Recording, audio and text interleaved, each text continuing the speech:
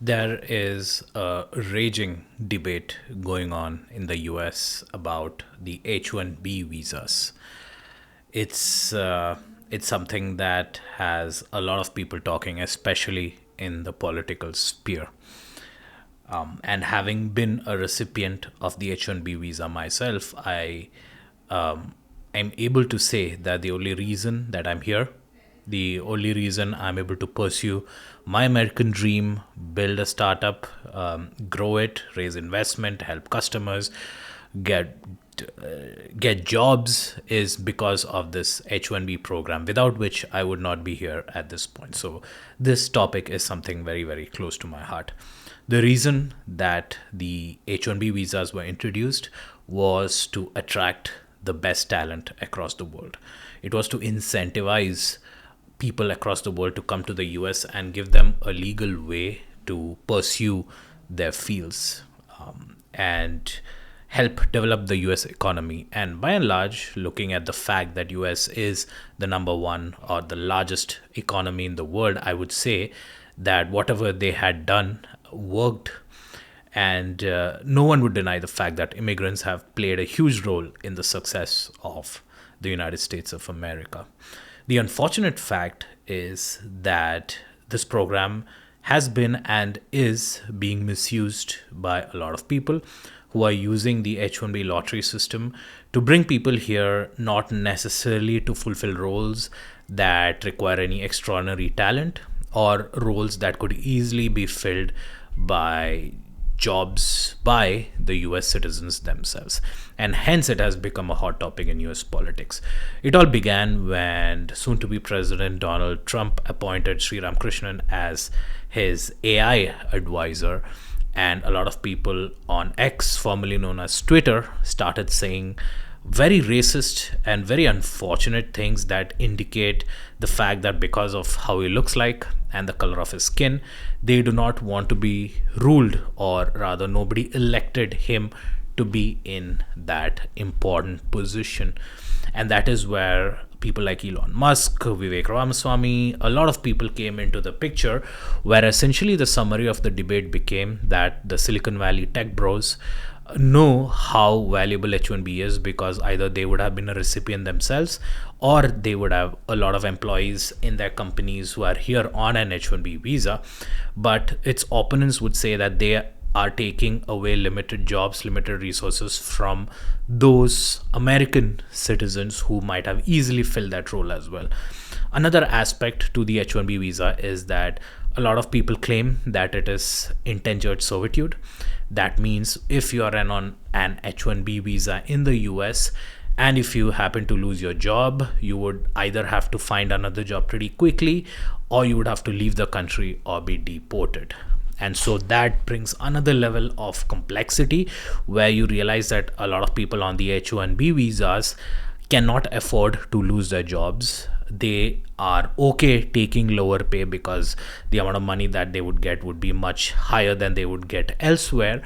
And so the argument is that people are misusing the H1B visas to get lower paying jobs and to keep people or put people in a position where they essentially have no recourse to leave their job or to do things that they might not have been hired for.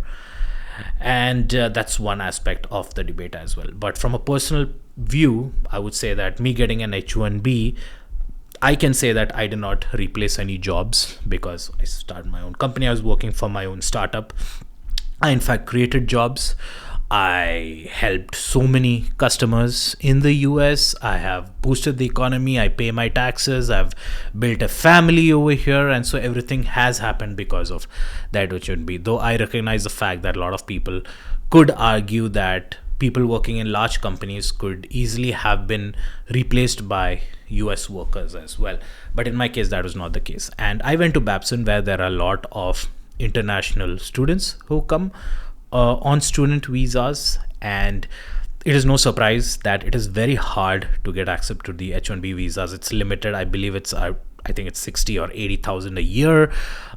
It could get rejected. There is a cap for countries like India and China for them to apply, and hence there is a lottery system. So when people are trying to build a life over here, they buy a house, they find a family, they're trying to grow their career or their business. There's always a threat hanging on their head whether they're able to sustain their H1B visas. And hence, I've seen a lot of talented, capable friends of mine who went to Babson with me were forced to leave the country after their OPT expired in a year because they were not able to find a job, or they had no other way to legally stay in this country as well.